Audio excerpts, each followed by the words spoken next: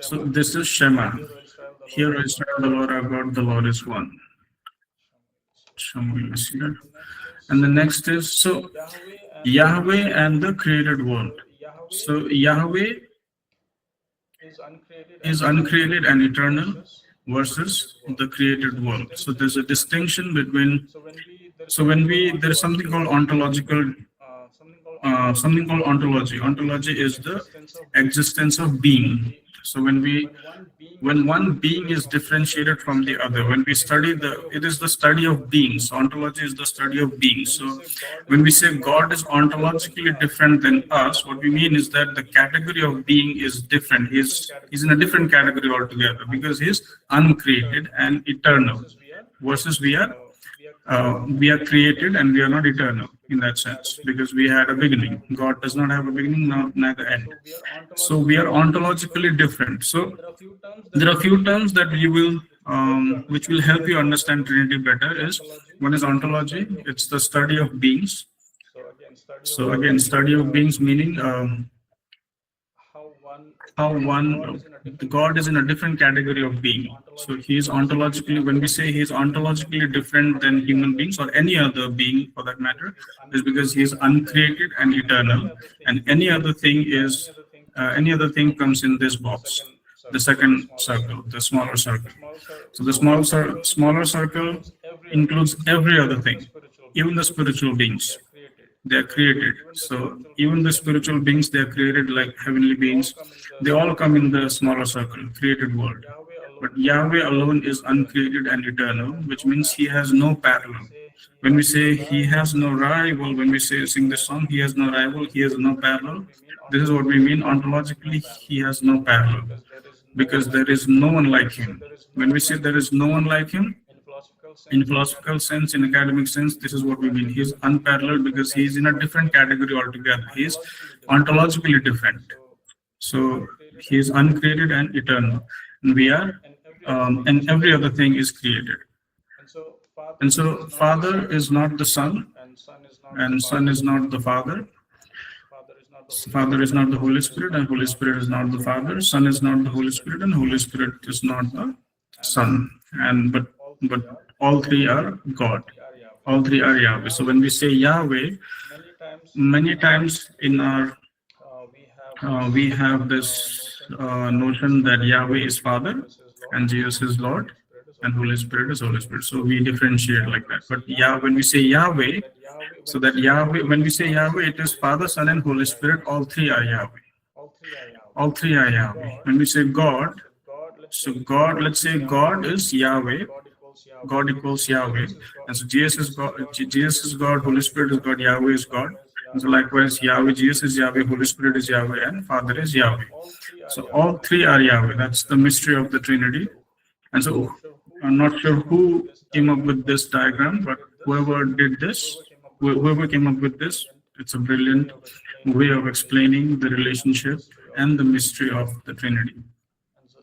And so this is anybody who wants to understand Trinity. One of the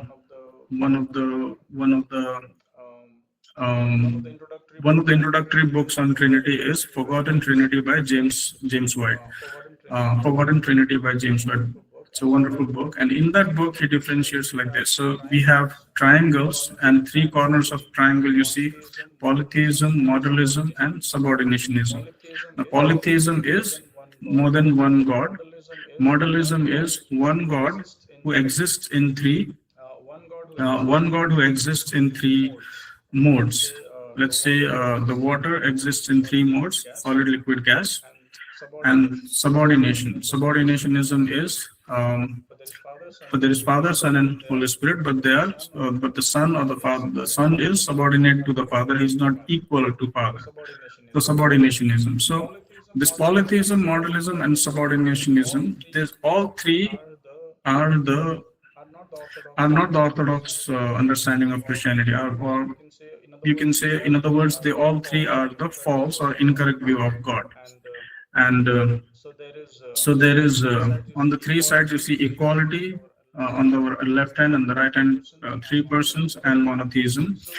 So how he explains, James White explains in this way that if one of the, let's say equality, the left side, if we remove equality between the Father, Son, and Holy Spirit, then we end up with subordinationism. The diagonally, the opposite, we have subordinationism. So the moment we remove equality from in the relationship of Trinity, Father, Son, and Holy Spirit, if we remove equality between them, we end up with subordinationism, which means in the three of them, among the three of them, one is higher, and the one is next to him, and the Holy Spirit is next to him, like that. So we have subordinationism. But in the Orthodox sense, Orthodox and biblical sense of Trinity is that Father, Son, and Holy Spirit are co-equally eternal, and they're equal. So equality is one of the foundation of Trinity, that all three are equal. And if you remove the third or the right side, you have three persons. So person, not being, three persons. So distinct persons, Father, Son, and Holy Spirit are three distinct persons.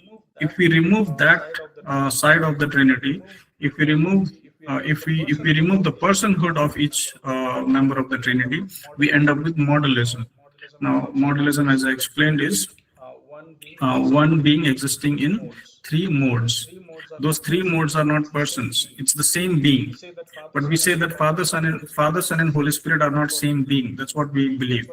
So that's why three persons. The moment we remove three persons, the moment we remove the understanding of three persons in the relationship of Trinity, we end up with modalism, which means water existing in three modes: ice, liquid, and gas. Solid, liquid, and gas. So ice can turn into liquid, right? We have ice in a hand in moments. In some moments, it turns into water, and then you heat the water, you get steam. But then, so then ice can turn into water, water can turn into steam, and steam again can turn into water, and water can again turn into water or steam or gas, steam or ice. So all three are interchangeable, but we know that in this previous slide, Father cannot turn into Son, never. They're distinct. This is what we believe. Father is not Son, never, and Son is not Father, never.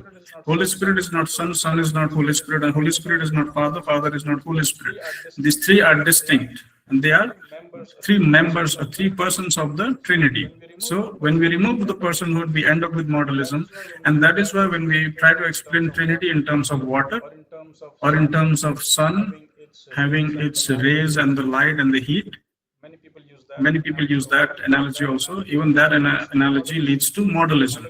Modalism is the denial of the three person of the personhood of God, of each member of the Trinity. It denies the personhood of each member, the distinction of